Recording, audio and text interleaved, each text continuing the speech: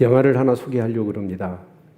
집에 가셔서 더 빅 쇼트라고 하는 영화이거든요. 저 영화를 부부간에 같이 좀 보셨으면 좋겠고 아이들하고 봐도 좋을 것 같네요.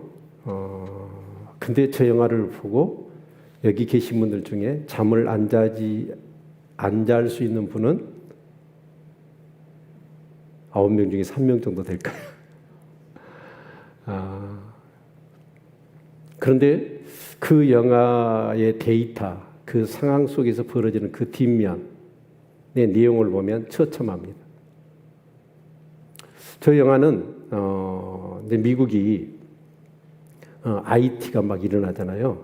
그러면서 막 이게 투자를 하다가 IT가 버블이었어요. 그래가지고 막 줄도산을 합니다. 그때 마침 이제 9.11 테러가 있게 되고, 그러면서 이제 미국 경제가 막 이렇게 추락을 하는 거예요. 자, 그러면 경제가 어려우면 금리가 올라갑니까? 내려갑니까? 그럼 대충 사시죠. IMF 때 어려우니까 금리가 내려가든가요? 올라가든가요? 천정부지로 쏘았습니다. 그때 25%? 지금 우리 보통 이렇게 신용대출하면 3%대잖아요. 담보대출. 근데 신용대출은 그것보다 좀 높고 4% 정도 되더라고요. 그 제1금융권. 이 금융권으로 가면 더 높아지죠. 그런데 미국 정부에서는 어떻게 하냐면 이렇게 어려워지는데 금리를 높였다가는 1926년에 그 미국의 대공황처럼 될 것 같아요. 그래서 미국 정부에서 역으로 금리를 내려버립니다. 이제 금리를 내려버리니까 사람들이 어떻게 할까요? 금리가 내려가니까 막 대출을 하겠죠. 우리 집 없는 사람 막 집을 사기 시작해요. 그러면서 거기에 나오는 전문 용어들을 여러분이 미리 공부를 좀 하셔야 돼요. 그래서 모기지론, 뭐 이렇게 서브프라임, 프라임 있고 서브프라임 있고 그러거든요. 근데 이게 이제 이렇게 대출의 상품 이름이에요. 근데 모기지는 굉장히 우량입니다. 신용도가 좋고 그래도 재산이 있고 담보 물건이 충분히 있는 사람, 리스크가 없는 사람들한테 저리로 이렇게 대출을 해주는 건데 서브프라임은 뭐냐면 전혀 이렇게 갚을 능력도 없고 신용도가 낮아요. 그런데 그런 사람들 대출을 해주는 거예요. 대신에 그런 사람들은 금리가 높겠어요, 낮겠어요? 높겠지요. 그렇게 해서 이제 이렇게 막 금리를 내려버리니까 의도적으로 정부에서 내려버리는 거예요. 그러니까 이제 사람들이 뭐 하냐면 막 대출을 내다가 뭐 사업도 하기도 하고. 근데 대부분이 뭐냐면 집 없는 사람은 집을 사기 시작합니다. 그러니까 이제 공급은 또 제한되어 있는데 수요가 늘으니까 주택가격이 어떻게 했어요? 선정부지로 치솟는 거예요. 이제 그러는 과정 속에서 이 서브프라임이 뭐냐면 완전히 신용도가 낮은 사람이에요. 그런 사람들한테 우리 지금 시중은행 가서 1금융권에서 대출을 하려고 하면 어떻습니까? 굉장히 까다롭죠. 심사에서 떨어진 사람, 그 대출을 못 받는 사람도 있잖아요. 그런데 그 당시에 미국은 어쩌냐면 그런 거 안 물어요. 그냥만 이름만 써버려도 내가 아는 사람 이름 써도 심사 조건이 없어요. 무조건 대출을 해주는 거예요. 그런데 하면 저기 보면 이제 네 사람이 나와요.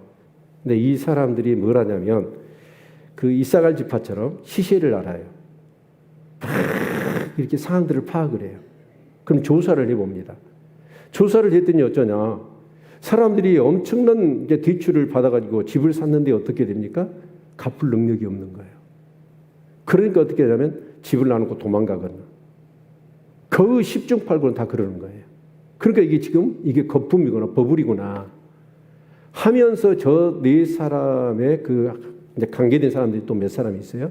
근데 그런 부류들이 뭘 하기 시작하냐면 역으로 그런 것이 막 대출을 내면서 막 이렇게 했던 그런 기업들이나 은행이나 채권을 막 사들여요. 어마어마.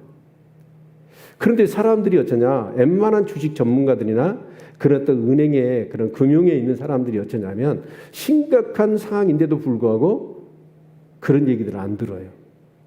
그러면서 어떤 분위기에 편승해가지고 우리 지금 그렇잖아요. 이 젊은이들이 어떻게 합니까? 영혼을 끌어모아서 대출을 해가지고 집 사고 주식 투자하고 뭐 비트코인 하고 여러분 그러듯이 그래서 지금 우리나라도 그렇잖아요. 그런 사태를 막기 위해서 지금 1금융권의 대출을 제한시켜 버렸잖아요. 그런데 미국은 어쩌냐? 그러지는 않고 막 대출을 해준 거예요. 저 사람들이 조사를 해봤더니 어쩌냐? 사람도 없고 심지어 어쩌냐면 걔 이름으로도 저거 갖고 냈는데 대출을 해줘 버려요. 그러니까 이제 이 사람들이 이게 큰일 났다고 정부에 다 아무를 얘기하고 금융당국에 있다 얘기를 해도 사람들이 듣지를 않아요. 이거 실합니다. 그런데 그러니까 이제 저 사람들이 막대한 돈을 이제 이렇게 투자자를 모아가지고 역으로 그런 어떤 채권들을 사가지고 사는 거예요. 자, 근데 결국은 어떻게 하냐면 몇 배로 뛰냐면 여러분 25배, 25% 갑니다. 그러니까 10,000원을 투자하면 25만 원을 받는 거예요. 그러니까 노다지를 캐버린 거잖아요. 자, 그런데 제가 무슨 말씀을 드리냐면 저 네 사람들 중에 이제 막 돈이 25배로 뛰었잖아요. 근데 돈을 어느 정도 하냐면 몇 천억 달러씩 투자를 한 거예요. 그럼 그 돈이 얼마예요? 여러분, 뭐 몇 조가 되어진 겁니다. 그러니까 그것이 20배, 25배로 뛰었다고 생각해 보세요. 이건 로또가 아니죠. 노다지를 캐버린 거 아닙니까? 근데 저 사람들 중에 어떤 사람이 막 한우성을 지르고 이제 우리 뭐 완전히 뭐 거부가 됐다라고 막 즐거워해요. 그런데요, 저 사람들 중에 어떤 사람이냐면 그 기뻐하고 한우성을 치는 사람들을 책망합니다. 그러면서 무슨 얘기를 하냐면 우리가 지금 어디다 투자한지를 아느냐. 그런데 저 서브프라임 모기지 이 사태 이후로 미국에 800만 명이 직장을 잃어버리고 600만 명이 집을 빼앗겨버리고 수백만 명이 자기 연금이 있잖아요. 연금을 갖다 투자를 해놨어. 근데 그게 싹 날아가 버린 거예요. 그리고 수십만 명이 자살을 했습니다. 저 사건 이후로. 그런데 뭐라고 얘기를 하냐면 돈 벌어서 좋냐? 나라가 망하고 사람이 자살을 하고 집을 빼앗기고 직장을 잃고 그 고통을 생각해 봐라. 그 사람이 누구냐면 의인이에요. 세상은 그래요. 나 돈 벌고 남 죽든지 살든지 나라가 망하든지 상관하지 않습니다. 나만 돈 벌면 된다는 식이잖아요. 그런데 저 사람들 중에 정말 자기는 돈을 떼부자가 됐어요. 근데 그게 기쁘지 않아. 이로 인하여 고통당할 사람들을 생각하니까 마음이 아픈 거예요. 여러분 정말 우리가 한번 생각해 봅시다. 저와 여러분이 하나님을 믿고 예수님을 믿잖아요. 예수님을 믿는데 여러분이 정말 바라는 게 뭡니까? 예수님 믿고. 여러분이 기도하는 기도가 어떤 것이나요? 대부분. 여러분 마태복음 6장 33절에 주님은 말씀하셔요. 너희는 먼저 뭘 구하라고요? 그의 나라와 그의 의를 구하라. 사실은 우리가 하나님 믿는 사람들이 구해야 될 것이 있다면 그건 뭐냐면 의예요. 정의로운 나라, 의의 나라, 그게 하나님의 나라예요. 그것을 추구하는 것이 우리 믿음의 사람입니다. 그런데 안타깝게도 한국 교회가 가난한 시절에 기독교가 들어왔어요. 그러면서 그 복음이 변질되기 시작했습니다. 그래서 예수 믿으면 복 받는다. 이렇게 둔갑시켜버린 거예요. 그래서 많은 사람들이 신앙생활을 하는데 무엇 때문에 하느냐? 복 받으려고. 그렇게 신앙생활을 하는 거예요. 그런데 이것은요 정말 말도 안 되는 얘기입니다. 그런데 안타깝게도 많은 사람들이 지금도 그래요. 하나님을 믿고 신앙생활을 하면서 복 받으려고만 정말 의의 사람이 되고 의로운 나라를 이루기 위하여 정말 그 죄악으로 어두운 가운데 정말 이 세상이 얼마나 피폐해지고 그 탐욕으로 인하 이 세상이 얼마나 요지경인데 그런 것에 대한 통렬한 아픔을 느끼기보다는 예수를 믿어서 내가 평안하고 예수를 믿어서 내가 능력받고 예수를 믿어서 내가 복을 받고 그런 차원에서 머물러 있는 거예요. 그래서 오늘 한국 교회가 세상 사람들 앞에 손가락질을 받는 거예요. 오늘 이 시편의 내용을 저는 묵상하면서 참 저 영화가 딱 떠오르더라고요. 그런데 오늘 내용도 역시 마찬가지입니다. 자, 오늘 본문의 내용은 뭐냐면 그 특징이 있는데요. 이 찬양하자는 거예요. 찬양을 내가 한다. 또 많은 사람에게 우리 같이 찬양하자. 그런데 그 찬양하는 이유가 있다면 그게 뭐냐 하는 거예요. 여러분 지금 오늘 하나님 앞에 찬양을 드리고 예배를 드렸잖아요. 하나님 앞에 찬양하는 이유가 있다면 뭡니까?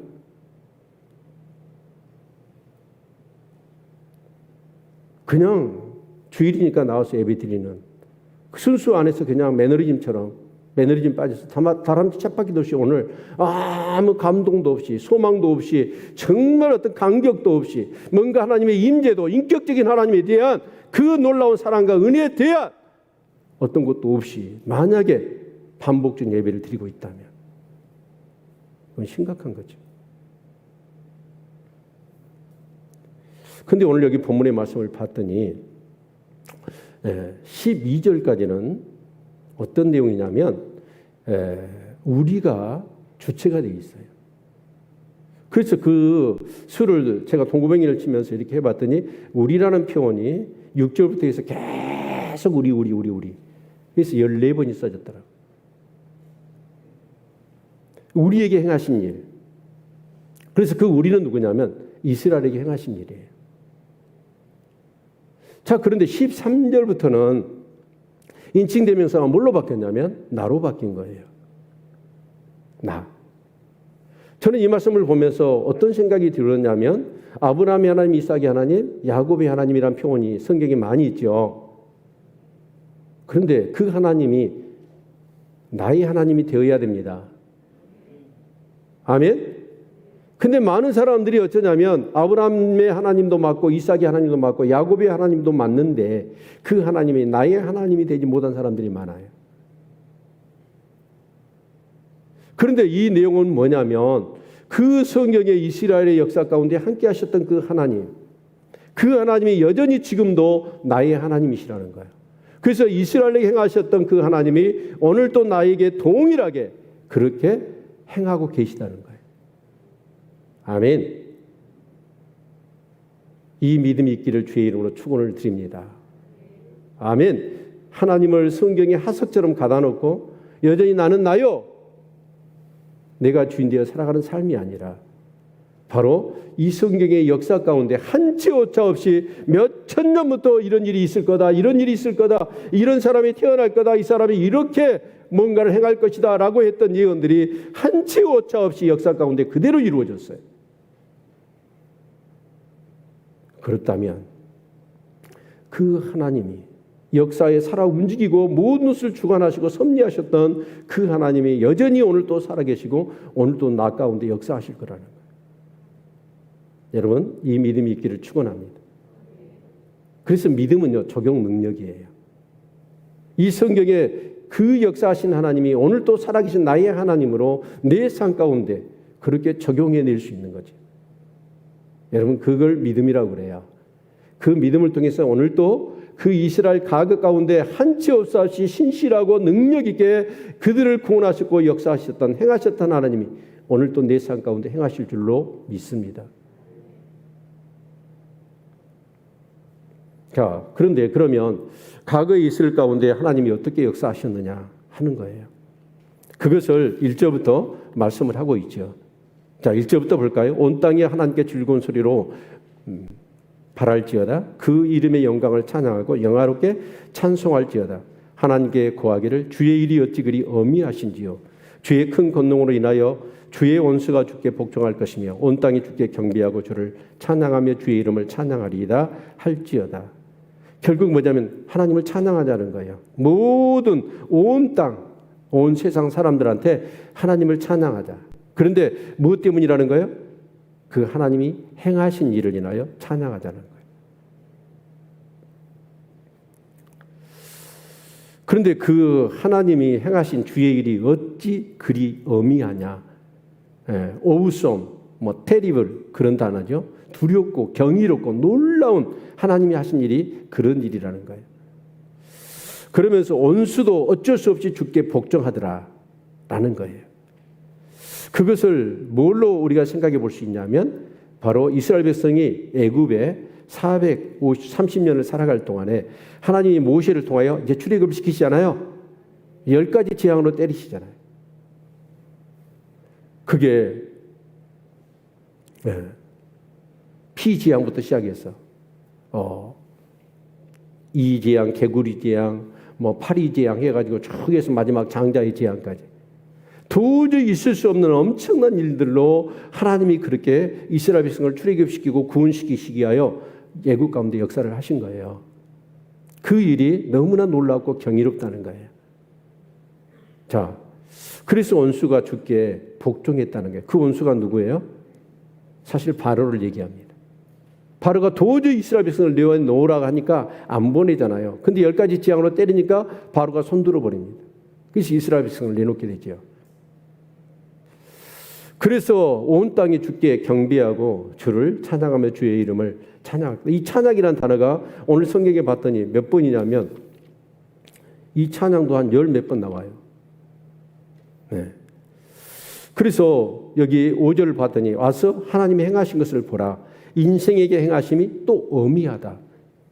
하나님이 바다를 변하여 육지가 되게 하셨으므로 무리가 도보로 강을 통과하고 우리가 거기서 주로 인하여 기뻐하였도다. 여러분, 바다가 변하고 바다가 변하여 뭐가 됐어요? 육지가 되고 강을 도보로 건넜어요. 강을 건넜다. 뭘 얘기합니까? 네, 홍해가 갈라지고 요단강이 갈라지는 사건을 얘기합니다. 여러분, 정말 그 바다가 갈라진다는 게 있을 수 있는 일입니까? 있을 수 없는 일이잖아요. 그런 놀라운 일들을 통하여 하나님은 이스라엘 백성을 구원하신 겁니다. 출애굽시키셨다는 거예요. 믿으십니까? 여러분, 성경은 하나님의 말씀이십니다. 그리고 그 말씀을 믿어야 됩니다. 우리의 믿음의 근거는 출처는 어디냐면 하나님의 말씀이에요.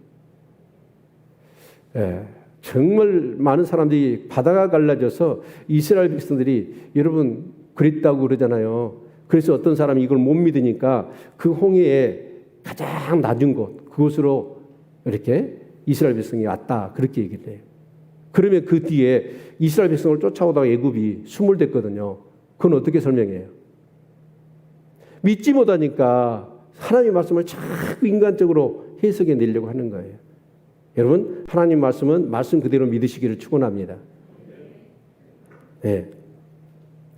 근데 하나님께서 그렇게 그들을 능력 가운데서 그렇게 출애굽을 시키셨고, 그리고 7절에 보니까 제가 그 능으로 영원히 치리하시며 눈으로 열방을 감찰하시나니 거역하는 자는 자고하지 말지어다.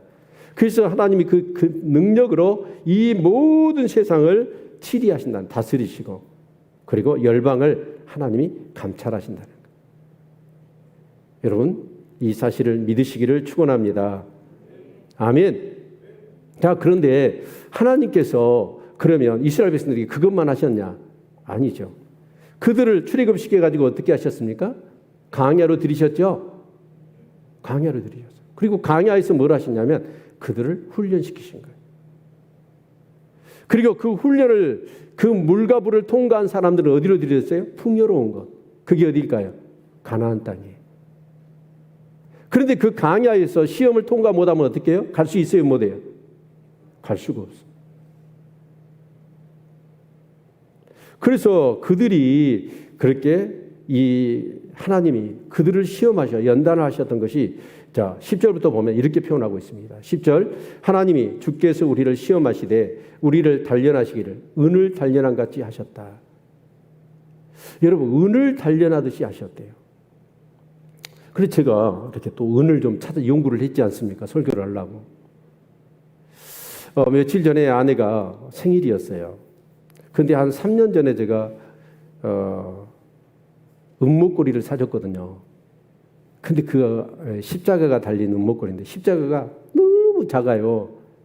근데 아내가 항상 그걸 끼고 있더라고.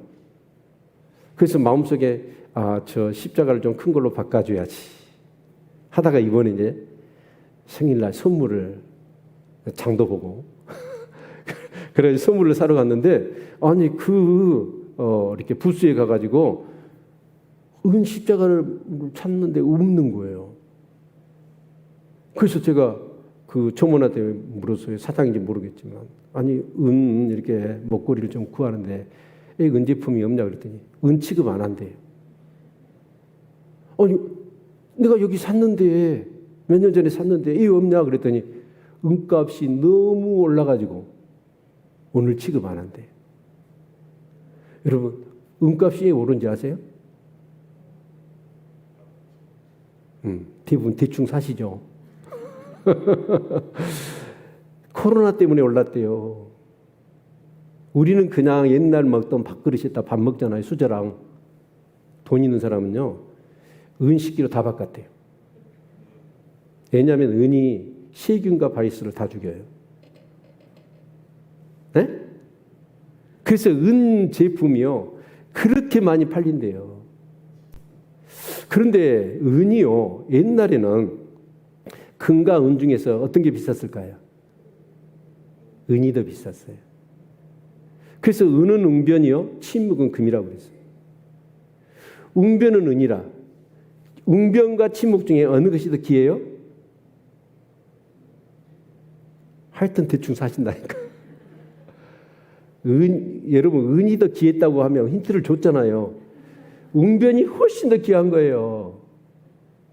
그게 그리스 철학자들이 하는 얘기잖아요. 그러니까 옛날에는 은이 훨씬 귀했어. 왜 그랬냐면, 은은요, 밀도가 높아요. 밀도가 높으니까, 여러분, 이게 10kg다. 이게 금 10kg다. 그러면 은은요, 반밖에 안 돼. 그렇게 밀도가 높아. 그럼 밀도가 높다는 건 뭐죠? 용융점이 높아요. 그래서 은을 녹이려면 온도가 훨씬 세야 돼요. 그래서 그 용융점도 제가 알아봤잖아요. 961도 섭씨. 거기까지 올라가야 은이 녹기 시작해. 근데 금은 3분의 2 정도 온도만 높여도 금은 녹아버려요. 그러니까 훨씬 더 옛날에 은이 더 귀했던 거예요. 자, 근데 은을 재련하기 위해서는 어떻게 하죠? 여러분, 그 고열에 녹여요. 녹여서 불순물을 딱 가라앉으면 제거하고 또 그 딸잖아요. 이렇게 녹으면. 그러면 또 그것을 또 녹여. 그렇게 해가지고 불순물을 제거해야 뭐가 되는 거예요? 순은이 되는 거예요. 정금도 마찬가지죠. 자, 그런데 여러분, 이제 조지 왕자가 한 번은 그랬대요. 이 영국이 도자기로 유명하죠. 우리나라 백조 청자 유명한 것 같지만 요즘 여러분 영국의 그 접시 세트 같은 그런 것은요, 몇백만 원 해요. 그래서 도자기가 영국이 굉장히 유명합니다. 근데 조지 왕자가 한 번은 이렇게 도자기를 굽는 데를 갔는데 이 도자기가 어쩌냐, 하나가는 진짜 막 빛깔반짝 빛나는 거예요. 그리고 막 예술성이 넘치고 작품 가치가 있어 보여. 근데 한 것은 어쩌냐면 흐릿하고 여러분 그렇게 뭔가 윤기도 없고 쓸모없이 보이는 거예요. 그래서 이렇게 차이가 나냐 그랬더니 그 도공이 하는 얘기가 뭐냐면 바로 도관에 들어갔다 나온 거하고 그렇지 않는가의 차이래요. 그러니까 여러분 도관에 갔다 나오면 여러분 이 토기로 만들어 놓은 것이 달라지는 거예요. 거기다 유학을 바르고 막 해가지고. 그런데 여러분 정말 이 도관이 완전히 녹여버리는 거잖아요. 근데 은을 연단한 같이 하나님은 이스라엘 백성들을 어떻게 하신다? 연단하신다. 그게 강야였습니다. 그래서 여러분 정말 우리가 한번 생각해 봅시다. 솔직히 한번 우리가 딱 까놓고 얘기해 봅시다. 여러분 지금 이 상태로 천국을 간다고 생각합시다. 좋겠지요? 좋아요, 안 좋아요? 근데요, 천국이 난리 나버릴 거예요. 저와 여러분들의 천국이 타락하고 오염되어 버려요. 지금 이 상태로 갔다가는 거기서 내 그런 욕심만 생각하고 내 주장만 펴고 완전히 우리는 안에 이 찌꺼기들이 가득 차 있는데 그런 상태로 천국 가면 천국 오염시켜 본다니까? 가지 마세요. 아멘.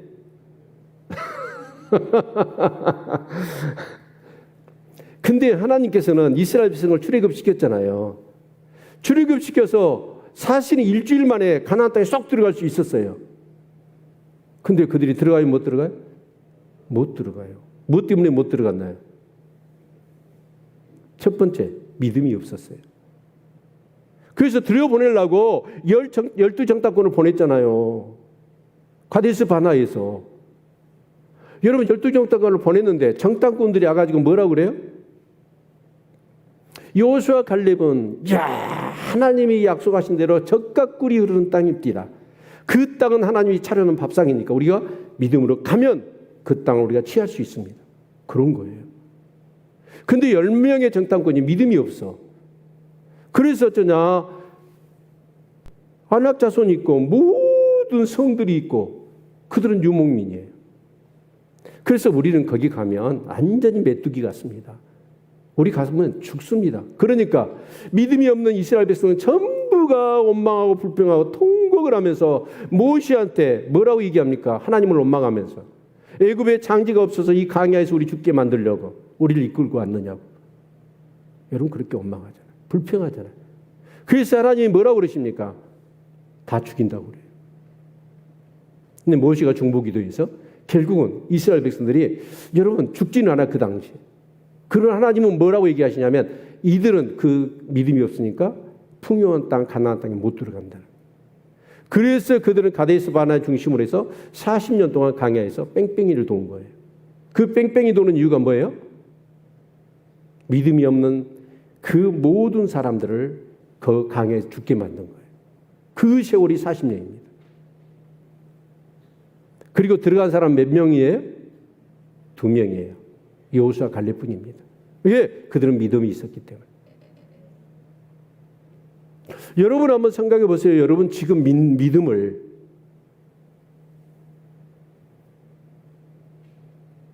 내 믿음이 천국 갈 수 있는 믿음인가? 저는 아니라고 봅니다.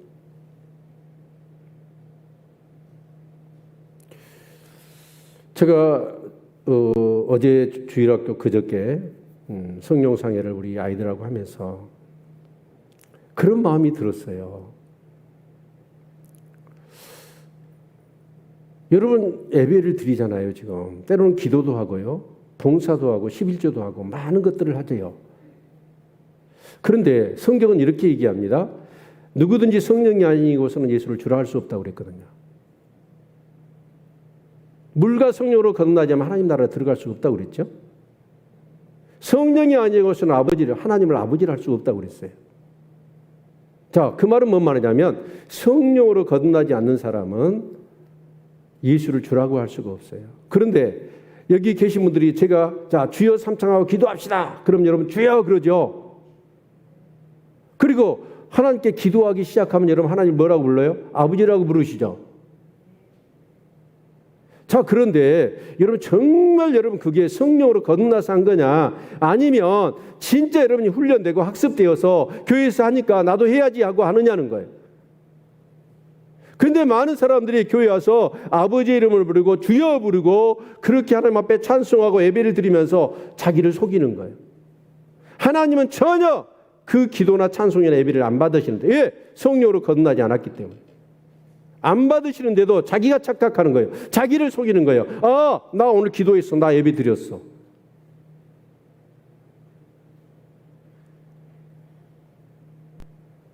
여러분 한번 잘 생각해 보셔야 돼요. 절대로 성령이 아니면요, 말씀대로 살 수가 없습니다.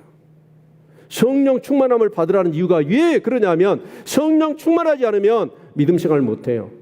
어쩌다 생각하니까 하나님이 살아계시고 어쩌다 생각 좀 해보니까 천국과 지옥이 있는 것 같고 대부분 내가 주인데 내 마음대로 사는 거지.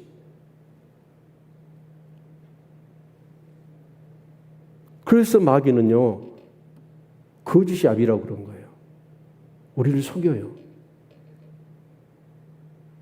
여러분 정말 예배를 드릴 때 하나님의 임재를 경험할 수 있기를 축원합니다. 그 하나님의 임재가 경험이 안 되어지면 여러분 금식을 해서라도 정말 여러분의 영혼을 씻어내야 돼요. 내가 기도하는데 그 기도할 때마다 여러분 어쩌세요? 기도할 때 기도 응답 받으시나요? 거의 일방적으로 내가 기도하고 끝나버리지. 내가 찬양을 드렸는데 이 찬양 가운데 하나님이 임재하시고 내 찬양을 하나님 받으면서 너무 기뻐하시면서 그러면서 하나님이 네게 막 은혜를 쏟아부어 주셔요. 근데 대개는 다 안 그래요. 다 신앙의 주체도 여러분 성령 충만이 뭐예요? 성령이 예수 그리스도의 영이 내 안에 오셔서 내 주인 되신 거 아니에요? 그러면 그 성령님이 나의 주인 되어서 나는 어떻게 해야 돼요? 주인님 어떻게 해야 될까요? 이렇게 해야 될까요? 저렇게 해야 될까요? 전부 다 물어서 승낙받아서 그 주님의 인도하신 대로 우리가 살아야 되잖아요. 근데 우리 안 그러잖아요.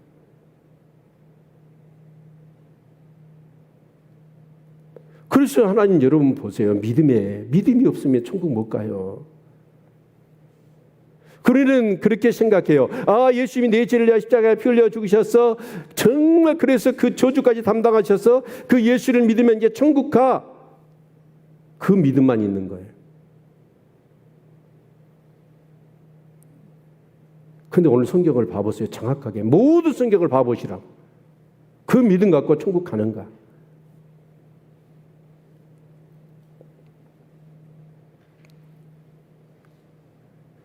여러분, 이스라엘 백성을 출애굽시켰어요. 그런데 그 가나안 땅에 들어가기 전에 그 광야에 있어 40년 동안 믿음의 훈련을 시키시는 거예요. 여러분, 하나님은 살아계십니다. 오늘 또 말씀으로 역사하십니다. 아멘. 그래서 우리는 어떠냐? 신앙생활은 다른 거 없어요. 말씀대로 사는 거예요. 여러분 삶이 힘들고 어렵고 내가 노력하고 수고하고 애쓰는데도 불구하고 정말 하나님 앞에 나와서 기도하고 예배를 드리고 헌신도 하는데 여러분의 삶 가운데 뭔가 풍요로운 삶이 없다고 한다면 그 뭔가 여러분 하나님이 잘못이 아니라 네 신앙에 문제가 있는 거예요.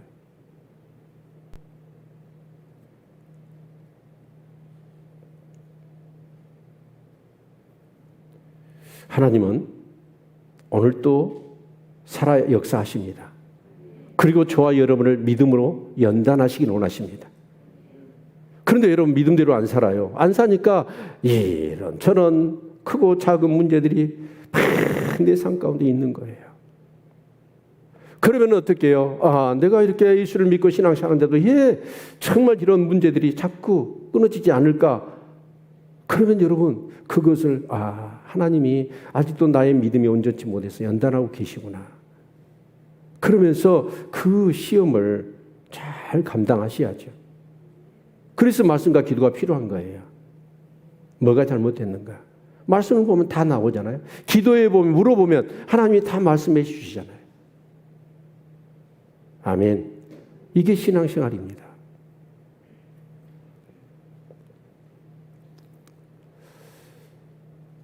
하나님은 또 어떤 훈련을 하실까요?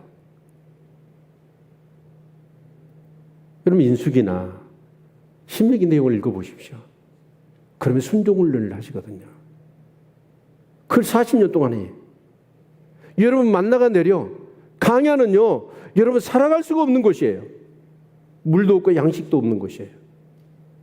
그런데 만나가 막 쏟아졌어. 그러니까 이스라엘 백성이 얼마나 좋아요. 약신 거뒀잖아요. 그런데 그 다음날 됐더니 냄새나고 썩어서 벌러지가 생기는 거예요. 텐트 안에. 그런데 하나님 뭐라고 그랬어요? 일용할 양식만 구하라고 그랬잖아요. 하루 양식만. 그런데 놀랍게도 안식일 전날은 이틀분을 거두잖아요. 그럼 썩거나 냄새가 나지 않아. 벌레도 안 생겨. 이걸 40년 동안 한 거예요. 여러분 주일 성수 잘 하시기를 바랍니다. 아멘. 그 하나님 말씀대로 여러분 그래서 하나님이 뭐라고 말씀하시는가 신명기 8장에 떡으로만 사는 게 아니라 무엇 가지고 산다고? 하나님이 입에서 나오는 말씀으로 산다라고 얘기해요. 그 만나를 통하여. 그러면 여러분 어때요? 말씀으로 사십니까? 정말 하나님의 말씀이 여러분의 양식입니까? 영의? 생명의 양식이 되십니까? 전부 다 주판 튕겨가지고 수지타사 맞아서 정말 나한테 이로오면 말씀대로 살고 가나면 내 마음대로 살아버리는 이건 아니죠. 여러분 인격은 어쩌나요? 여러분 성품은 어쩌시나요?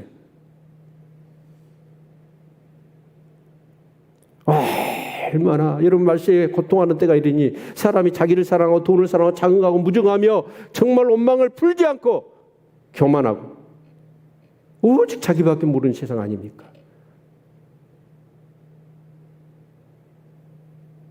갈수록 더 그런 것 같아요. 사람들이.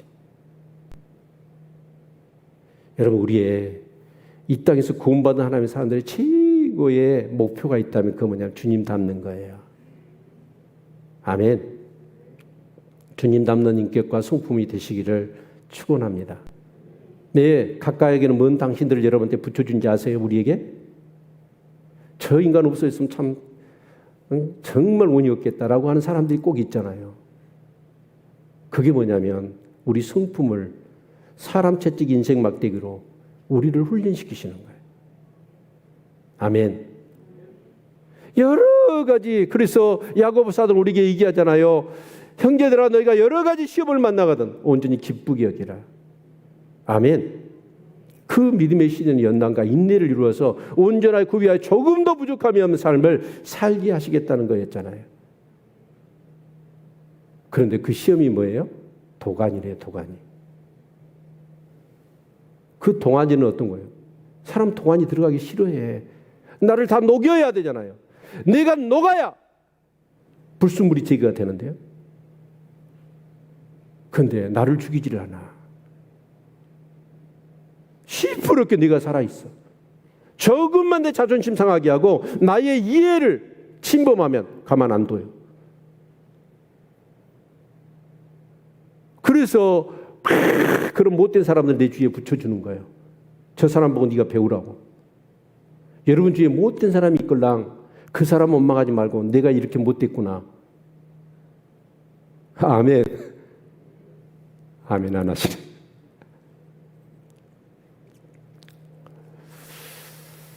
여러분 하나님은 그렇습니다. 우리가 그렇게 능력 가운데서 이스라엘 백성들을 출애굽시켜가지고 그냥 풍요로운 가나안 땅에 막 들인 게 아니에요. 그들을 훈련시켜야 돼요. 근데 그들이 가나안 땅에 들어가서도 어쨌나요? 하나님을 버립니다. 그리고 자기 탐욕을 위하여 우상을 숭배해버리고 하나님의 말씀을 그냥 내던져버리죠. 그래서 하나님께서는 자 여기 11절 보시면 우리를 끌어 그물에 들게 하시며 어려운 짐을 우리 허리에 두셨으며 사람들로 우리 머리 위로 타고 가게 하셨나이다. 우리가 불가물을 통행하였더니 주께서 우리를 끌어내사 풍부한 곳에 들이셨나이다. 우리를 끌어 그물에 들게 하셨다는 거예요. 여러분 사냥꾼의 올무에 여러분 그 고기들이 짐승들이 그 그물에 그렇듯이 이스라엘 백성이 주변 나라들을 통하여 전쟁을 통하여 사로잡히고 정말 그런 때가 얼마나 많았습니까? 또 어려운 짐을 우리 허리에 두셨다는 거예요. 내 삶 하나도 감당하기 어려운데 정말 무거운 짐들을 다 짊어지고 제가 얼마 전에 목포에 정말 그 할머니를 보는데 너무 마음이 아프더라고요. 그 박수를 줍는 할머니가 그냥 허리가 90도로 휘어졌어요. 펴지를 못하더라고요. 그런데 이렇게 하면서 그 박스 니어카를 이렇게 끄스는데요. 5발짝을 못 가시더라고요. 이게 굽어져 있으니까. 그래 5발짝 갔다가 니어카 내려놓고 한숨 툭 쉬고 또 5발짝 가고 한숨 쉬고. 와, 너무 기가 막힌 거예요. 그런데 그것은요, 그냥 이렇게 물리적인 어떤 그런 것이죠. 실제로 우리가 지고 있는 짐들이 얼까요? 제 짐이 얼마나 무겁습니까? 수고하고 무거운 짐진 자들아, 그렇게 말씀하시잖아요, 주님이. 얼마나 많은 짐들을 우리가 지고 살고 있냐고요. 그 제 짐들, 그 죄로 인한 저주의 짐들, 내 인생, 내 삶도 감당이 어려운데 내 남편, 내 아내, 내 자식들, 내 주위에 있는 사람들, 정말 그런 많은 짐들을 우리가 지고 살아야 돼요. 근데 그게 무엇 때문이에요? 연단이다. 우리가 말씀대로 살면 그런 짐이 없어요.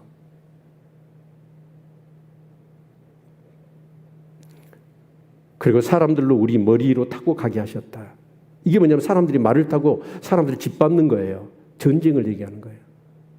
이번에 아프가니스탄 사태는 아마 경하게 했을 겁니다.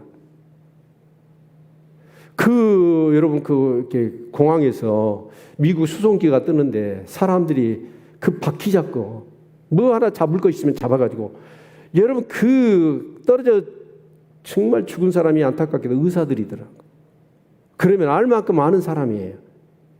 그거 잡고 공중으로 비행기에 올라가면 여러분 못 살아요. 근데 지푸라기로 잡고 싶은 마음으로 가다가 거기서 떨어져가 죽었잖아요. 나는 그거 보면서 또 그 공항 문, 여러분 주님이 오시면 어쩌냐면 문이 한 번 닫히잖아요. 안 열려. 열어주소서 열어주소 하는데 안 열리는 거예요. 지푸라기로 잡으려고 해요. 근데 그 구원의 방주에 들어가지 못하면 다 죽어요. 여러분 전쟁이 일어나면 끔찍한 거예요. 그 사태를 보면서 저는 그런 생각 들어요. 우리 지도자들을 위해서 정말 기도 많이 해야 돼요. 예, 아멘 안 하세요? 지도자들을 위해서 지도자가 잘못돼 버리잖아요. 그럼 망하는 거예요. 정말 기도 많이 해야 돼요.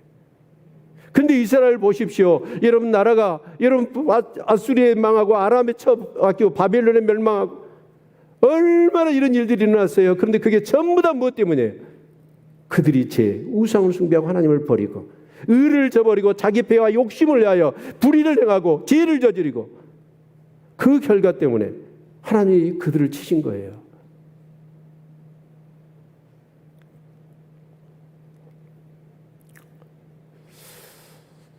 참 요즘 우리나라 사람들 그런 것 같아요.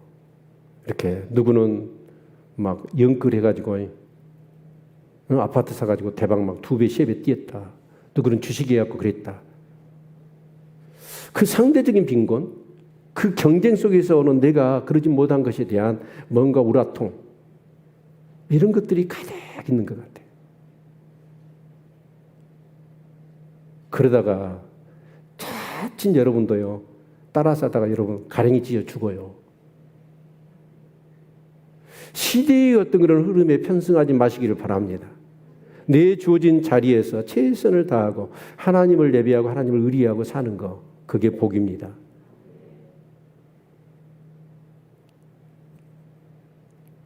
이 고난이 없으면 여러분 솔로몬을 봐보세요.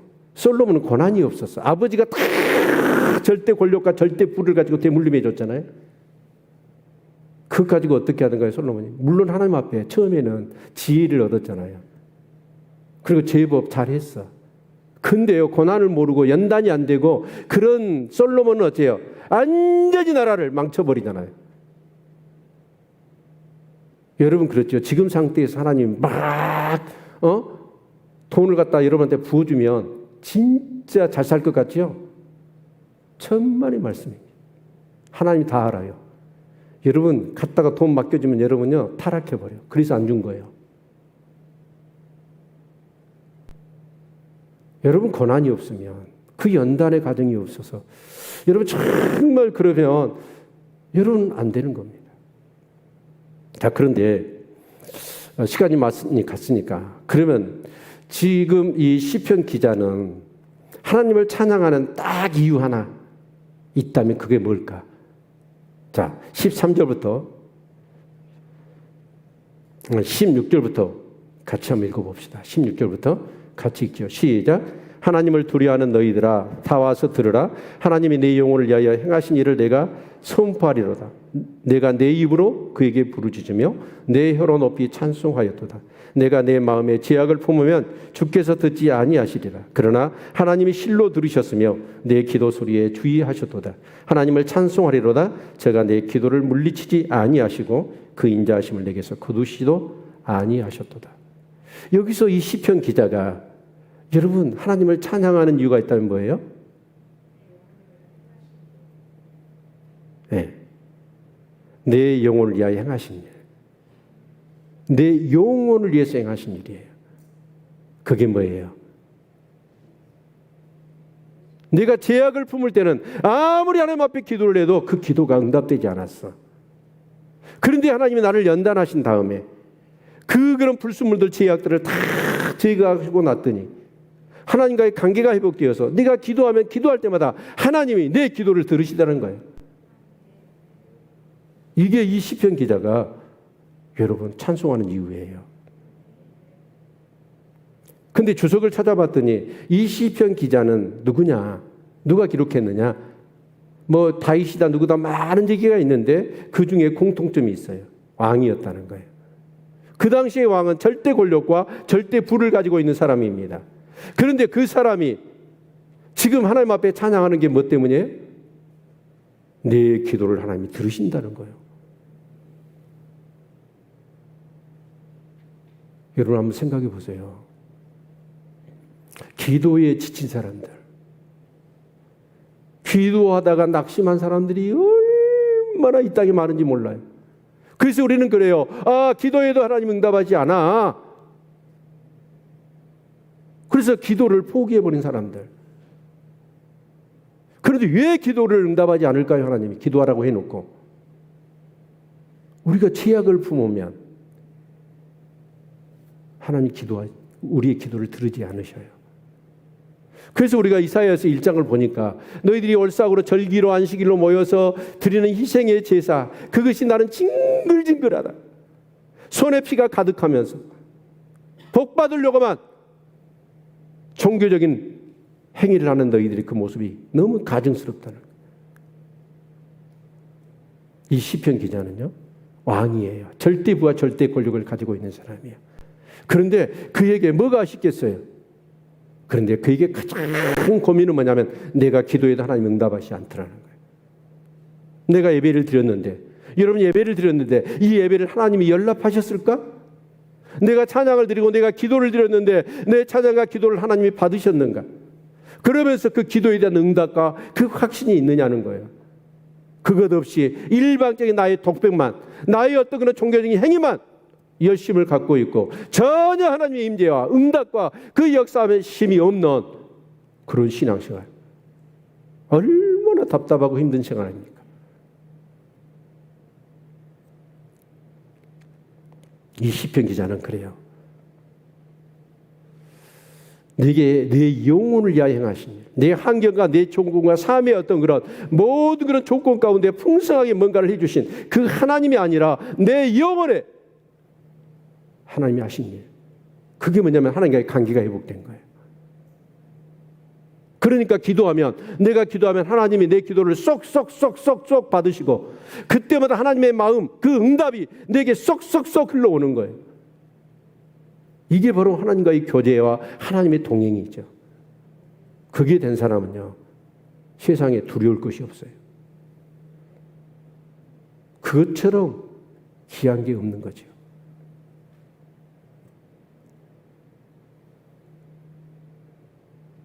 그래서 하나님을 찬송하리로다 제가 내 기도를 물리치지 아니하시고 그 인자하심을 내게서 거두지도 아니하셨다.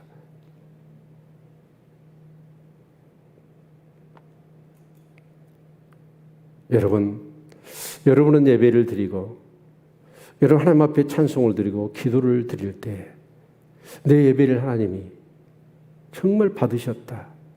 내 찬송과 내 기도를 받으셨다. 그리고 그에 따라서 하나님이 나에게 어떤 응답을, 그것을 예배 때마다 찬송하고 기도할 때마다 경험하시는 역사가 있기를 바랍니다. 이것이 이 시편 기자가 열방을 향하여 와서 보라, 그리고 같이 찬양하자. 그게 뭐냐면 바로 내가 변화된 거, 내 믿음이, 내 인격이, 내 삶이 하나님의 사람으로 변화된 거, 이걸 너희들이 와서 봐라. 그리고 그 전능하신, 그 자비로우신 인자심이 넘치는 그 하나님을 같이 찬양하자 라고 얘기하는 거예요. 어제 주일학교 이렇게 성령 상회를 하는데 아이들이 분반 이렇게 소그룹 나눔을 하는데 뒤에 앉아서 아이들을 보이는 대로 이름을 불러가면서 막 기도를 했어요. 막 눈물이 나더라고요. 그러면서 뭔가 마지막 내가 분명히 민병희 간사가 마지막 멘트를 나한테 시킬 건데 뭔 말을 해야지, 하나님 무슨 말을 이 아이들에게 해줄까요? 그러는 중에 딱 떠오르는 단어가 있었어요. 그게 하나님의 사람이었습니다. 저 아이들 중에 살인자도 나올 수도 있고요. 잘못하면 사기꾼도 나올 수 있잖아요. 자칫자들 감옥에 갇히고 사람들을 괴롭히하고 정말 시대의 그런 흉악한 사람도 나올 수 있고, 아니면 대통령도 나올 수 있고, 장관도 나올 수 있고, 정말 그런 위대한 사람도 나올 수 있잖아요.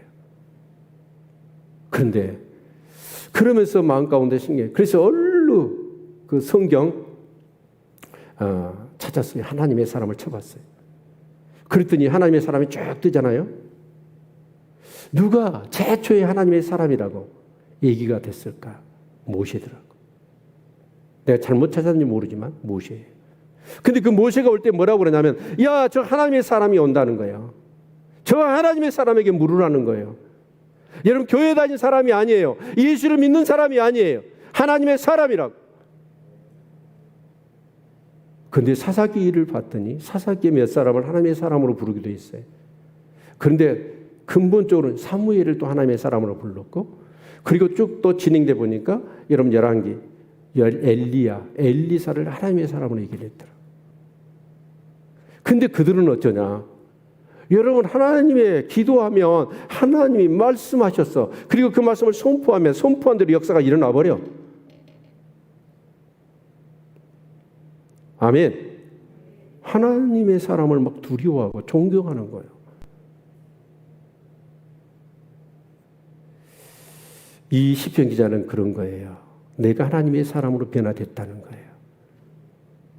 그게 바로 내 기도를 하나님이 응답하셨다는 거죠.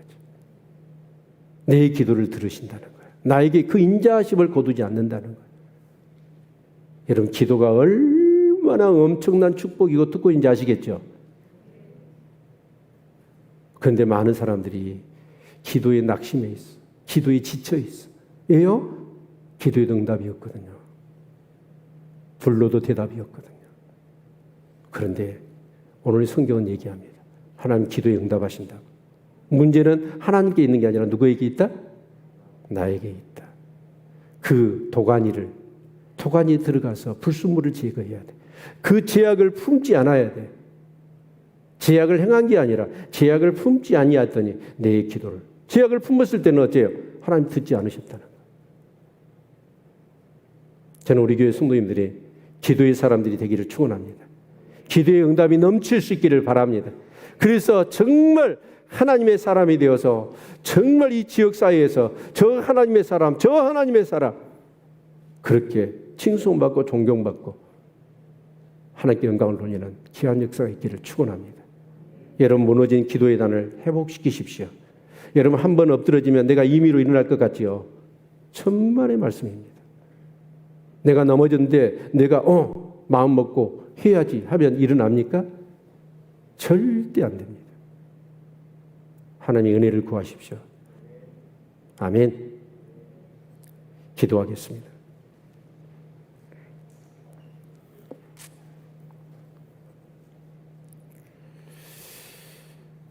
아마 이렇게 설교를 해도요, 내일 설교를 듣고 끝나지 기도의 단을 다시 쌓으려고 하는 사람들이 있었으면 좋겠습니다.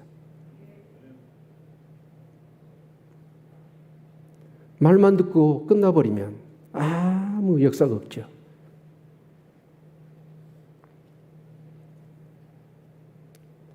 우리 한번 하나님 앞에 고백하고 결단했으면 좋겠습니다. 하나님, 도가니로 들어가기를 원합니다. 내가 완전히 녹여지기를 원합니다. 내 안에 있는 그 품고 있는 제약들 전부 제거하기를 원합니다. 그리고 온전히 하나님과의 관계가 회복되어지고, 그래서 내 기도에 하나님이 정말 그렇게 들으시고 그 하나님의 마음이 그대로 응답으로 내게 느껴지고 늘 그 황홀한 하나님과의 교제와 동행이 지속되는 내 삶이 되게 해주십시오. 그리고 하나님을 찬양하고 그렇게 하나님으로 변화된 내 삶의 모습 속에 주위 사람들에게 와서 봐라! 그리고 같이 하나님을 찬양하자. 그런 삶이 내 삶이 되게 해 주옵소서. 우리 같이 한번